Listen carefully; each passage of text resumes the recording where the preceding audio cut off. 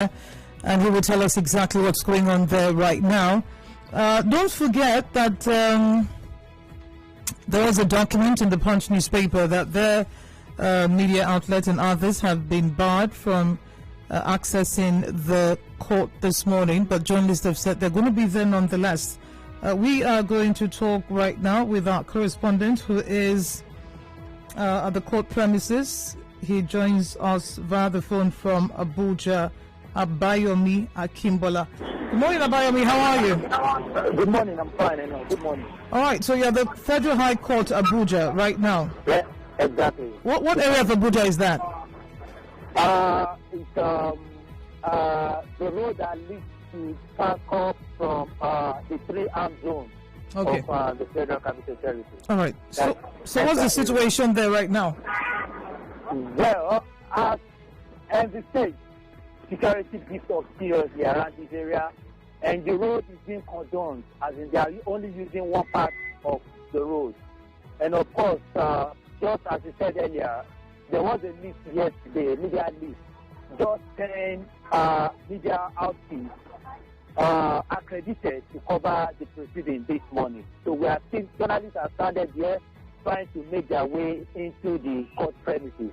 But we have DSS officials denying them, entrance into the premises. Yeah, but the DSS denied that, the one that issued that document. How is it that they're preventing journalists this morning? The list was not from DSS. The list actually has the letterhead of Federal High Court. So we called the Director of Information, and she said it was due to COVID, blah, blah, blah, that they are trying to work to, settle those things to have us in, but we are still waiting here. The list is actually not from the DSS. Okay. Yeah. So according to her, they work with now what is the accusation of judiciary correspondence to get the list. But even members of the association, most of them are being denied, entrance. Just 10 people. Okay, so are the 10 in there now? Can you confirm? As what? Are the 10 media houses who are on that list, the accredited list, are they there now? Those are, yes, some of them are already in. Some are still outside there taking shots of acting around since the president has not started in there. Okay. But some of them have already entered. So proceedings are supposed to start at 9 o'clock? At 9 a.m. Yes. Okay. 9 a.m. Okay. I just wanted to ask you about Nnamdi Kanu's supporters. Is anyone in view? No, there are people around, so you wouldn't know since they are not carrying ID cards.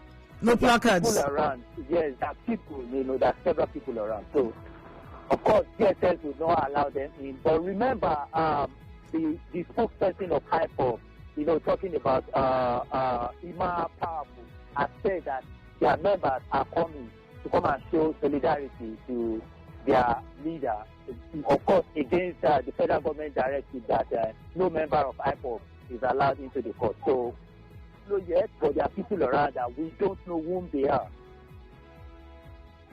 All right, thank you very much, Abayomi. Is there any other thing you'd like to intimate us with before we move? For now, nothing. Just say, you can call me from time to time to get, update. Better update. All right. Thank you very much for your time. And stay safe while you're there. All right. Thank you. All right, our correspondent Abayomi Akimbola talking to us live from Abuja this morning. Proceedings should start at 9 o'clock, but heavy security presence. We spoke earlier on, and he said last night he went by that armed zone area near the High Court, and there were already military men, armored vehicles, and all stationed there to ensure that perhaps those that want to gather are unable to.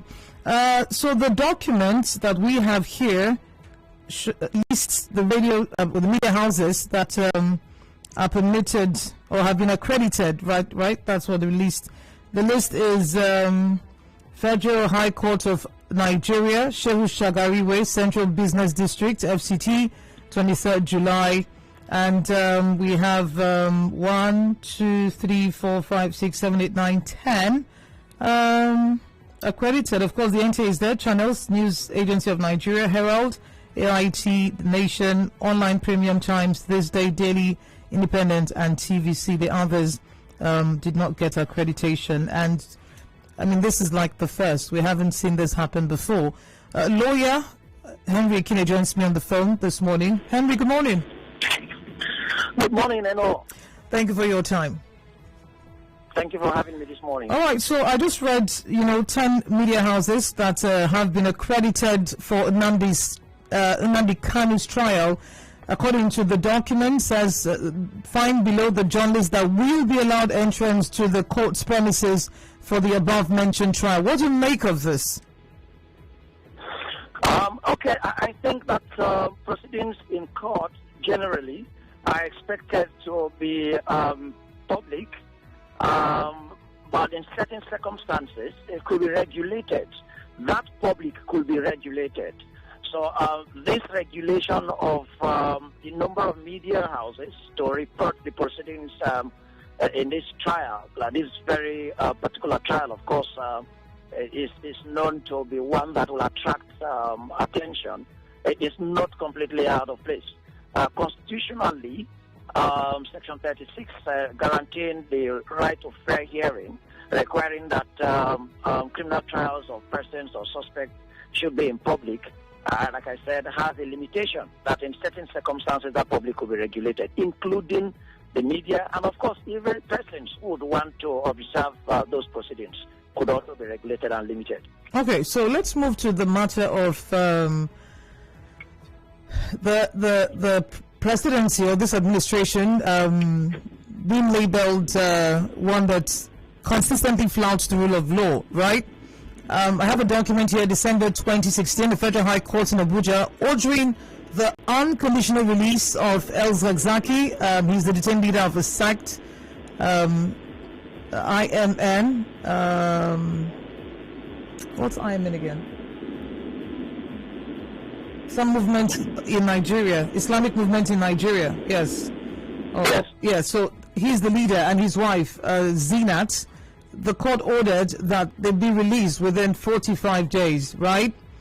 And the court held that the continued detention of the applicant without trial amounted to a gross violation of the constitutional guaranteed rights, awarded 50 million damages against the federal government, ordered the construction of a new accommodation for El Zakzaky's family in any part of Kaduna or the northern region. But as we speak, we both know that El Zakzaky is still in custody.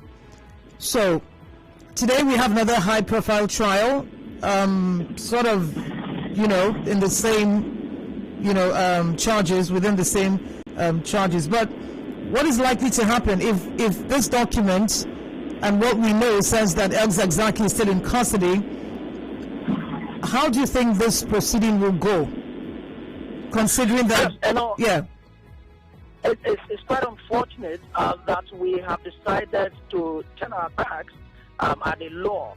The rule of law often referred actually simply means the predominance of the law against any arbitrary option or alternative by any individual. So a situation where the pronouncements of court, which again mean law, the prophecies of what the court will indeed say, and nothing more pretentious, is also law. So if the courts have made an order, and whatever agency of government or organ of government flouting that order with impunity, is unfortunate. It is an abuse of the rule of law and a violation of the rights of the citizen in this regard. So the continuous detention of El Zakzaky and his wife, or perhaps El Zakzaky at this time, is a violation of his rights guaranteed under Section 35 of the Constitution. But like I said earlier, there are certain circumstances. Constitutional is not about discretion or an assumption here. Constitutional circumstances that a person could be held in custody even during his trial, provided there is an order of court to that effect. But where the order of court is that the person be released, then it has to be obeyed. So hold on. You know what the judge said? says the FG's position is that the applicant, being El Zakzaki, and his wife were under protective custody, saying such protection was unknown to any law in Nigeria. Indeed, protective custody is unknown to any law. The Honorable Attorney General Representation should refer us to whatever law that seeks to support that purported protective custody. The Constitution guarantees the liberty of every person. Even when you are alleged to have committed an offense, it does not matter the nature of offense. You're presumed innocent until you're proven otherwise. And then, until then, you have to have your liberty. One of the most fundamental rights of any citizen is the right to liberty. So, and again, in this instance, where the court has ordered that these persons, these citizens, be granted a protected right to liberty. So for the government, that's what I define as the option, the arbitrariness, which of course divorces from rule of law. So if the government arbitrarily creates something that would justify the continuous holding of our Zakzaki in custody, that's arbitrariness. It is outside of the law, and it's an alternative that is not acceptable and known to law. It's an abuse of law, abuse of violation of the Constitution, and of course abuse of the rights and violation of the rights of that citizen. So what does that say of the judiciary, Ekine? Because, I mean, this is what it is. The judiciary is supposed to do, they are the law. So if the judiciary gives a pronouncement and the executive is doing nothing about it, what does that say about the judiciary? As a lawyer, I've always questioned the judiciary more than those who flout the orders of the judiciary. Because the instruments and the powers are actually also vested in the judiciary to punish people who are violating the orders of the court. Because what will consolidate the independence of the judiciary and, of course, strengthen that organ of government is that there must be obedience to orders and judgment of court by all persons. That's constitutional as well. So if any organ or any individual or any person who has any office that is violating the right, the orders of court, such person should be charged for contempt and then should be committed. So we have situations where the Attorney General of the state has been committed to contempt for disobeying an order of court. We have situations where even the other highly placed citizens have so been committed, including other citizens. So in the circumstance, whoever is continuously holding as Zakzaki or anybody in that regard should be committed to prison for flouting or disobeying the order of court. So if the judiciary sleeps on this power that is vested in the judiciary, then of course those who are determined to continually disobey the orders of court with impunity will do so.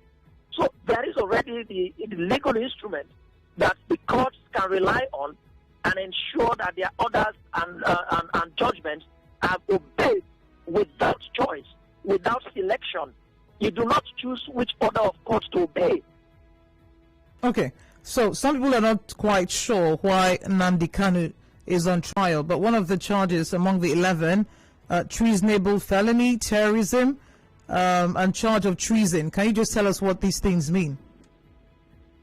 Now, treason offense is an offense against the state, like a threat to the hegemony, to the existence of a state, they say the government.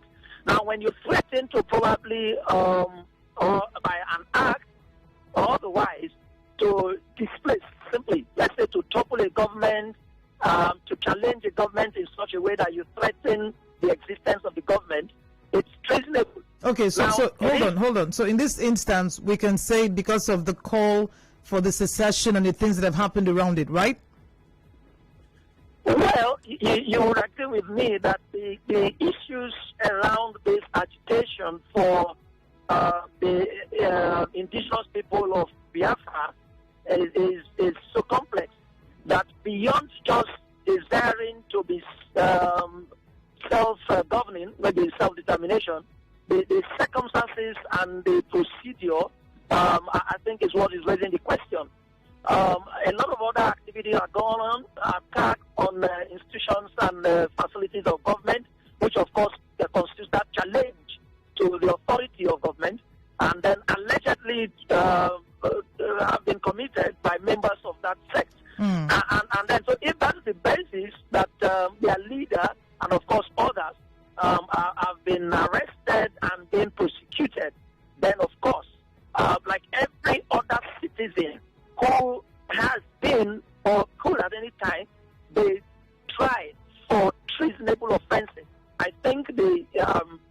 individual, Nnamdi Kanu, is not an exception. If indeed the government thinks that there is anything questionable to his conduct in that regard, then it is his defense counsel or his defense team that will be able to defend him and exculpate him from that allegation. But otherwise, it remains an allegation that he has committed some treasonable offenses, then he's standing trial. That is the usual procedure. You suspect a person to have committed an offense, arrest him, arraign him, prosecute him. It is first the onus of the state to prove the allegation, to prove their case. So it doesn't even require any agitation and protest, really, as I have heard on the media. Relax. If you are confident that your relative or your leader has not committed any of these infractions of the law, then just relax. But hold on, Ekine. We both know that many Nigerians do not trust the courts. So when you say relax, no, but you cannot then commit another offense. We have no option. The courts are there. The courts are courts of justice. The courts of justice. The courts are courts of justice. The government is flouting court orders. Come on. People, so what happened to the judiciary being the last hope of the common man? It's not even the hope of anyone. I hear Dasuki is still in custody too, right? No, the court remain the hope of the common man. Okay, that's on paper. That's on paper, Ekine.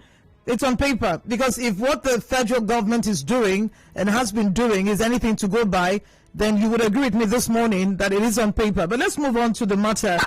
It's not a general case. It could be isolated cases. A lot of what we do every day is to give opportunity to the common persons to justice, and we've been succeeding. Still the same process from the courts. There could be isolated cases where indeed the government has gone wrong, and we have to address those isolated cases. So if one person does not get justice, has anyone gotten justice? It worries. That's the problem. If one person hasn't got justice, no one has got justice. Yeah, so there is the injustice continues. And injustice continues, more agitations, more crime. And but this morning, what should we expect or watch out for from the trial? What would you say? Well, I expect that the trial is opening today, and probably all motions or other obstacles that would have restrained actual trial haven't been taken. Then we would expect that the state will open its case in criminal proceedings. That's it. He who alleges has the onus to prove. So the state is alleging in this instance. So the state should begin to call its witnesses to the witness box and begin to make their case. That's why everybody should relax, make their case. At this stage, until the prosecution closes its case, the defense will just cross its arms. So each time they walk into court and then the matter is mentioned, everybody on the defense side, you just relax until the prosecution gets to a close. After calling all their witnesses and struggling to present their case, credible evidence, and the onus here in criminal proceeding is beyond doubt, beyond reasonable doubt. So they have to clear every possible doubt there could be, because if there's any doubt, it will be settled in favor of the accused person. So until they get done with that process, then the defense will start to either demolish the evidence they would have given or provide proper counter evidence to be able to exonerate the suspect. But as it stands, right now, I think the trial is just about to begin. Okay. So a lawmaker, former chairman of the House Committee on Financial Crimes in the 8th Assembly, he is saying that the federal government should embrace secrecy in court terrorism trials. The federal government should do what? Embrace secrecy. They should carry out secret trials. Enoh Section 36, subsection 4 of the Constitution of the Federal Republic of Nigeria, 1999, as amended. But let me say Section 36, 3 first, because 3 guarantees that criminal trials should be in public. I mean, the court proceedings should be public. Public to the extent that anybody can sit in the court hall and observe proceedings. Now, subsection 4 of that Section 36 is to the effect that, yes, criminal trials should be in public, but there could be circumstances, particularly paragraph 8, that can warrant the court to order that certain proceedings be held in private. Certain circumstances could also warrant the court to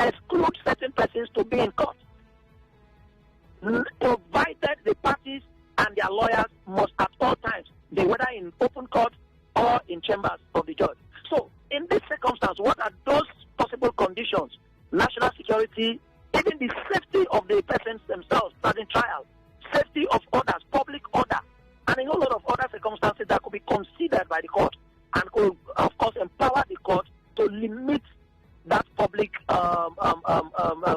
opening for trials to go on. So if there is any such call, then it has to be justified that those circumstances exist that would warrant this trial particularly to be in secret. Secret here, nobody should worry that secret will mean that the person will not get justice. Secret does not mean that he will not be in the hearing or trial. Secret does not mean that his lawyers will not be in the trial. Any person of his choice that is representing him as a lawyer and himself must at all times be in that trial. And the trial must still take the procedure as required by Section 36 for fair hearing. It's only to exclude certain persons. And you will agree with me, this particular matter indeed has that kind of potency of possibility of reactions. So if the state perceives this, that we should prevent disorder, not to wait until it happens before we come here and blame government again. So if preventing disorder will be to the best interest of the state, interest of themselves, and best interest of society, then so it is not the first time it has happened. And that is it. Until the Constitution is not unlawful. All right. So we wait and see how proceedings go today, right? Yes, Enoh. Thank you, Henry Ekine, for your time. Thanks for having me as always. So we hear that in Onitsha, there's I don't know what to call it, but no one is on the streets. The same with is it Owerri? I'm not even sure now. Okay, Newi, yes.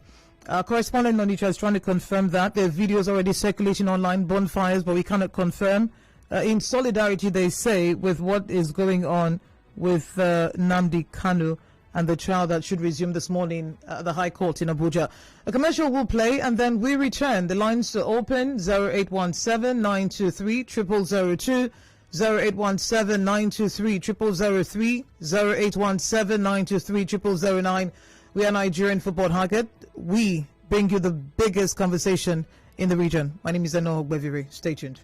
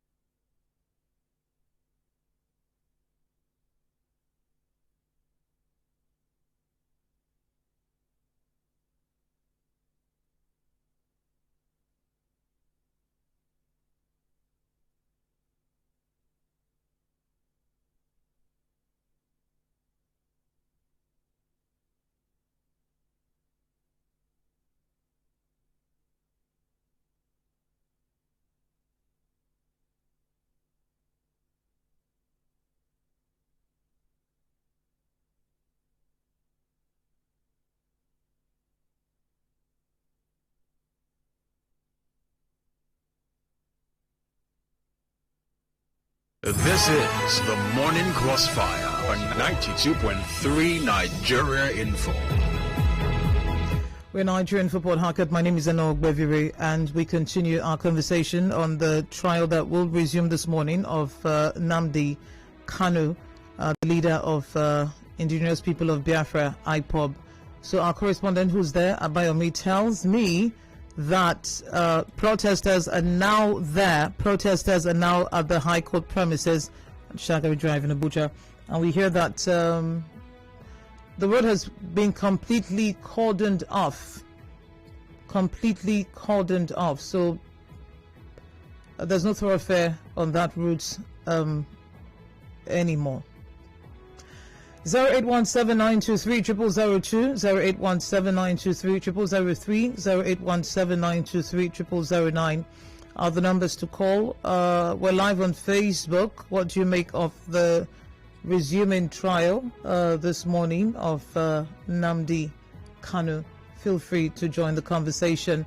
Melody says the trial of Nnamdi Kanu reminds me of John Grisham's thriller novel Time to Kill and the trial of Samuel L. Jackson, Carly Haley, where the unfair interests of the white-dominated government attracted mass and international sympathy for the accused, which intimidated the female judges, and the accused was set free. Someone is asking if the proceedings will be aired on TV. I do not know. Our correspondent tells me also that they're going to the press center. It seems they're going to protest the accreditation list that has been released. So we've got Chima calling from GRA. Chima, good morning. Good morning, Enoh. Yes, Enoh, honestly, I'm worried about the judges on how they handle matters. Now, judgment was given in the case of Zaki, and it was asked to be released. Till now, the man is still in the station. Then, tomorrow, the state federal government will charge Zaki to another court, and the court will accept comment another trial. So, the people are worried. So, for me, I don't blame the protesters. So the only thing they could do is to make their voice heard and to make the judges, to get on the show, honestly. Because I don't see a reason why judgment has been given and the person is still in detention and the person will be taken to another court and the same court will accept the person and commence another trial. I don't get it at all. I am perturbed on the process with which our justice system is going. I think a call for concern. Thank you very much. Thank you, Chima, for calling. We've got a call on the phone. Seems you're anonymous. Good morning. Good morning. I don't get why people should be or going to the struggle. Sorry, sir. You need to speak up. Thank you. I don't get why people should be protesting. Going to Abuja maybe to create noise. This case is wrong. And the judge have to look into it. And it is for the people to keep calm. Whatever that is saying that whatever that happens to you, you die, you go to any place. But it doesn't concern the federal government. People should be very careful. Wherever you are, your IPA, you just be watchful. What is going to take a proper care of it very calm. And be very careful because if you die, you lose your wife or lose your husband, and you go. The only thing in life, let us watch, because it's to take care of it. There is no need for people to be shouting or making noise. If the man is offended, maybe offended the law, they may postpone this thing before you know it is suspended or whatever the outcome of the case. They may take him to prison. He will be there. It's not greater than the nation, and nobody, I repeat, this thing is counting. Nobody is greater than the nation. He's an individual, and he cannot do more than what he can do. If he is to be executed, they will execute him. If it is not, they will imprison him. If it is not, they may release him. He's not greater than anybody. No matter that, this is a sovereign country, and this is one Nigeria, and let me let everybody know. Nobody can divide this nation. So far, to have House of Rights, to have you have people who can represent you and settle your matter, and they discuss it amicably. If you think that it's false, nobody, I repeat, nobody, to take people's lives. I know somebody today who have died because of this thing. And he said, Biafra is coming. Before you know, he didn't get anything. Either it will come or it will not come. It's not by force. All right, thank you very much for calling. We move to another caller now. Good morning. Good morning, Madam Enoh. My name is David West. Okay. Now, my opinion in the first instance is that as a member of the Civil Liberties Organization, I will not subscribe to the flouting of any court order or the violation of the right of any citizen, be it a Nigerian or not a Nigerian. Having said that, in the case of Nnamdi Kanu now, you have just made us to understand that you still want to confirm from your reporter, like in Onitsha now, the roads are empty, bonfire, protest, and what have you. People are forgetting that what they are doing is going to affect the economy of that state today. People of Onitsha will lose so much money. I hope they are aware. Tomorrow they will complain. Nigeria is the poorest country in the nation as ranked. Not meaning we are part of the contributors to that ranking. Are you with me, my sister? The same thing is also happening in Abuja. They are also affecting the economy of Abuja for today. So for me, rather than fermenting problems or causing any unwarranted attraction, why not allow the courts to carry on with the trial of this young man? All right. In Section 36, sub 12 of the Constitution, it is clearly stated that for everybody to be arraigned before any competent court of jurisdiction for an offense, such an offense must be known to law and properly defined in our statute book, with punishment provided for therein. In this circumstance, the offences for which Nnamdi Kanu is arraigned, are they offences known to law? If they are, let Nnamdi Kanu go to the court and say, I am innocent of these charges. All right, that's what we will see how that goes this morning. Kabari is calling from Kana. Good morning, Kabari. Good morning, Enoh Enigma. Enoh Enigma, I am a Nigerian, and I assure you that there will be no fairness on the hearings of the trials of Nnamdi Kanu today in the Federal Court of Abuja. Let me tell you, any injustice that has my honor. We know what federal government of Nigeria is capable of doing. That guy is innocent. The Nigerian government has forgotten the problem is developing in this country. And they are chasing shadows. Nothing should happen to him. I want nothing should happen to him. There is nothing that we are going to be anonymous. Even the people of Nigeria Delta are supposed to be the few people on the line of struggle in the country. Oh, well, that's another matter, Kabari. Are you there? Yes, I'm here. Go. That guy should be set free. He should be let go. This is not the era when they eliminated left. Well, Kabari, I see that you're very excited about this and passionate. Fantastic, by the way. But it is a country. And like the last caller said, the caller before you, it's the charges are known to law. So the court will decide if he's innocent or guilty. It's not for us to say. Michael is in Mukurusi, then one more call and we move back to a correspondent in Abuja. Michael, good morning. Good morning, Enoh. And I want to ask, you asked the lawyer a question, but I expected you to ask him if this particular trial, will it be secret? Oh, but it's not for him to say, because if journalists are going to be in there, then it's not a secret trial. But this is the first day of trial. So after today...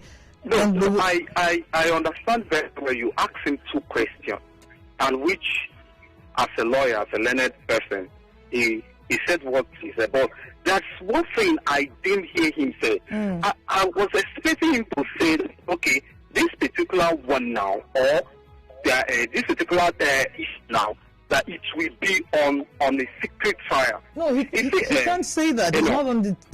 He can't say that. He can't know that at this point. You and I, we know what's going on. We don't. I don't know what you know, sir. Please say what you know. Yes, so I overheard things. He said. I jotted some things down. That the question you asked him and the reply you gave him, it's quite okay. But with what I'm saying and what I've heard, it's not going to be free and fair. It's not going to look easy at all. Okay. It's not going to look easy. But for me, and my own son, I can't even speak for my wife now, I'm just praying that it shouldn't be more than I'm expecting. Thank you. All right, thank you very much, Michael. Mufasa is on NGA Road, and then we move to our correspondent in Abuja. Yeah, let's hear you. Yeah, thanks for the opportunity. You see, a man has been accused by the Nigerian state of treason and some other offences that, that have been leveled against him. I think it is it's very easy to now begin to, preempt the court.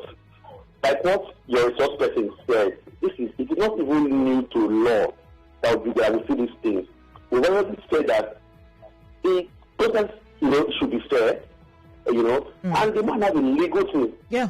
So the issue of protest here and there to me is completely unnecessary and insignificant, because once you begin to go about, acting like you want to muzzle the court, you want to intimidate the court with this kind of protest, it's going to affect the accused. Why not allow the man's legal team stand in for the man? There are media people that will be present in the court. This means they are not going to allow all the media houses into the court premises, which is not even peculiar to this particular case. Let us not begin to overheat the politics. Nnamdi Kanu was accused of a crime, and he has a lawyer. Let us see how the process goes through and allow peace to reign.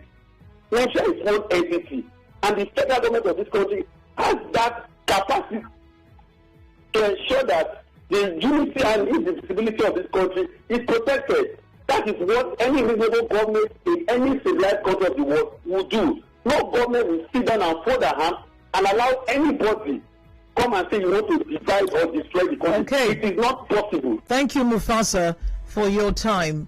We have messages here. Good morning, Enoh. Everybody's glamorizing for peace without knowing that peace is the grandchild of justice. And justice is everywhere, and people should be peaceful. Nobody's asking. Someone is asking how many killer herdsmen they've arrested and brought to face the law, which is more treasonable, killing innocent Nigerians and request for self-determination. Why has government not prescribed killer herdsmen as a terrorist group? Nothing will come out of the Kanu trial, because this is not the first time. You'll hear the court has adjourned the case to December the 5th. We're yet to get things right in this part of the world. Jaja says, who has seen Nnamdi Kanu with a gun before? You give a dog a bad name to hang him, but it will not, because Nnamdi Kanu is the Moses of our time. Pharaoh tried and failed. What is written is written. But why is the government not very open on the way he was brought back to Nigeria? This is why I do not see sincerity in today's proceedings. The people we gave power only use it to their advantage to please themselves and their lords. The man in custody is seen by the court as an enemy to the country. Ekine, that is you preempting the court. That is you preempting the court. Okay. Let's get to Facebook, and we will talk to Ekine.